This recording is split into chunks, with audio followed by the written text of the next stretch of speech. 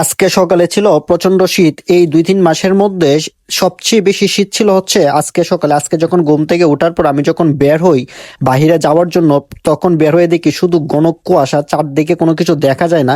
তখন আমার পিছনে দেখতেছেন শুধু কুয়াশা আর কুয়াশা, মানে এই 10 হাত দূরের মানুষটাকে দেখা যায় না, এত পরিমাণ কুয়াশা, ঘন কুয়াশা।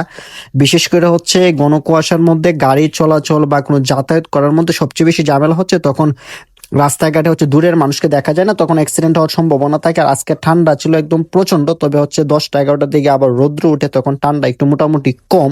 তবে আজকে ছিল খুবই প্রচন্ড, সচরাচর অন্যান্য দিন থেকে আজকে ছিল একটু বেশি কুয়াশা, একটু বেশি ঠান্ডা।